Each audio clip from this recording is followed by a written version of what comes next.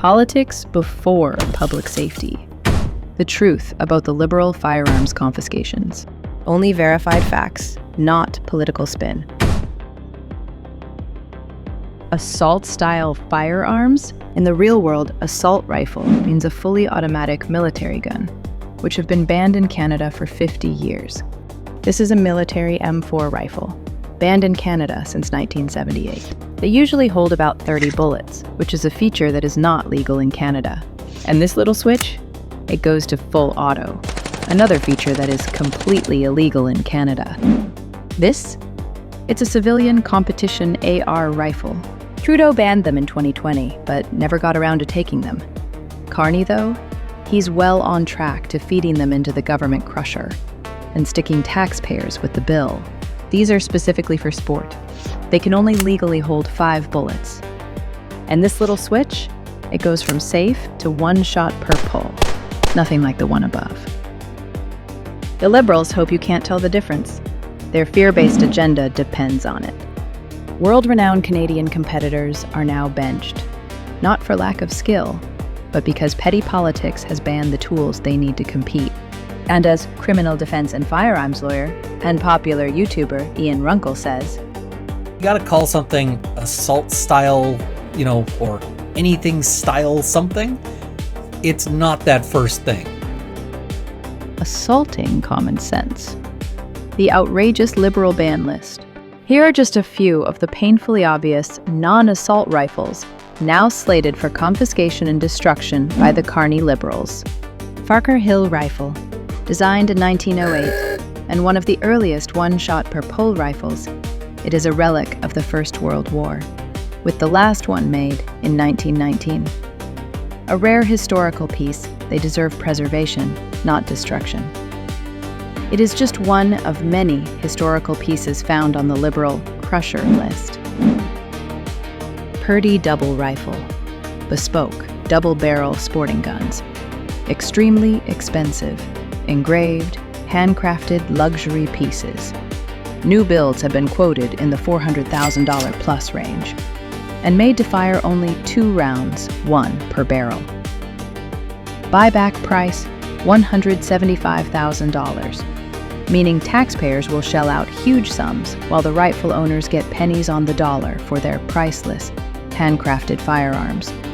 A double insult. Ruger #1 single shot. The name says it all. A single-shot, falling block rifle introduced in the 1960s. It fires once, then you reload. 1 shot, reload. 1 shot, reload. A classic game rifle built in a traditional style. This is the furthest you can get from a semi-auto black rifle. Weatherby Mark V. Developed in the 1950s, this rifle became one of the most popular hunting firearms in the world. Today, this classic bolt action finds itself absurdly lumped onto Ottawa's assault-style ban list. Proof that politics, not common sense, is driving the agenda. Webley and Scott wildfowl gun. Yes, it's literally named after the birds it was designed to hunt. Webley and Scott shotguns are known the world over for their classic, refined design and superior craftsmanship, not for being modern weapons of war. And these are just a handful of examples. There are many, many more. The Liberal assault-style firearms ban list was so unwarlike that even the desperate Ukrainians, locked in a struggle for their own survival, when offered, did not want them.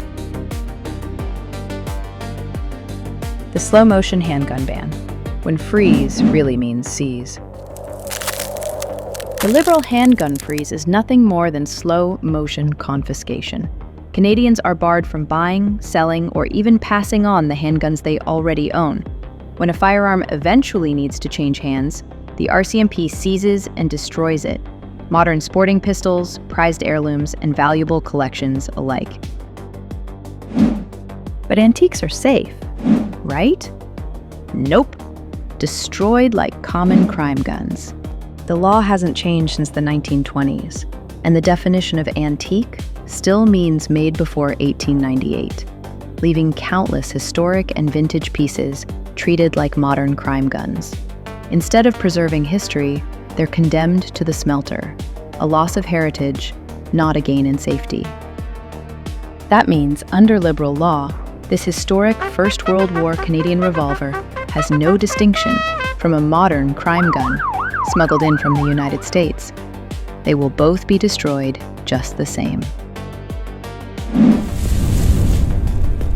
Real-world consequences. The human side of the Liberal bans. Tristan Rutledge, Team Canada Olympian, skeet. An NFA-sponsored athlete who represents Canada on the world stage. Yet, to protect his property from his own government, he was forced to move roughly $140,000 worth of firearms to Europe. This was done just to continue representing Canada in an internationally recognized sport, one that has been legislated out of existence here at home by Liberal firearms policy. Linda Kiko, Team Canada Olympian, pistol. An Olympic pistol shooter, carrying on a proud family tradition of Canadian Olympians.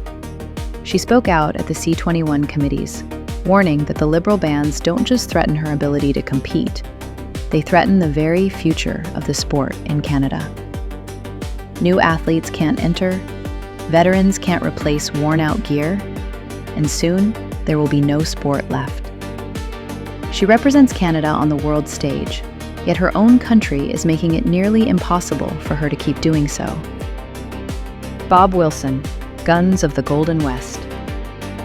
A Calgary icon who has spent decades preserving and teaching Canadian frontier history through his extensive collection of vintage firearms.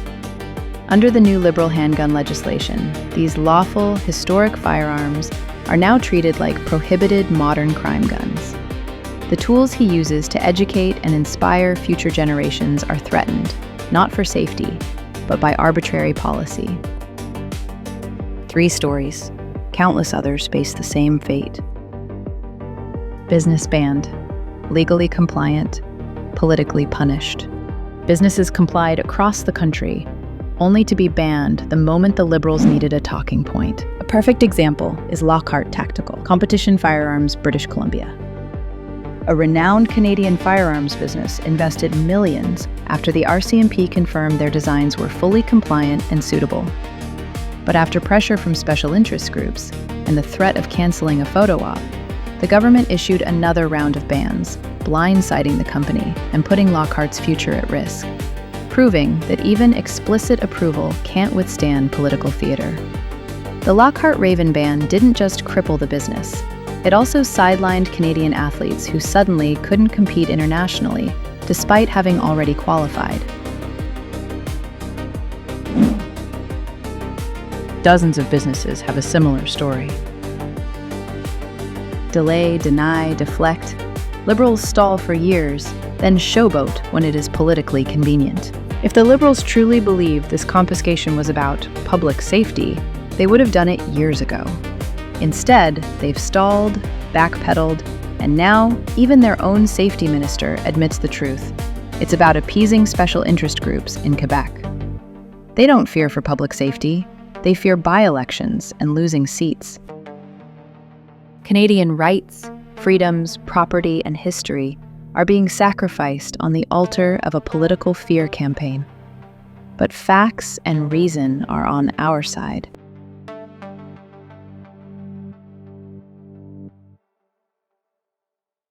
For more information on how you can get involved, visit nfa.ca. Every member adds strength, every voice matters, and together we will defend our freedoms.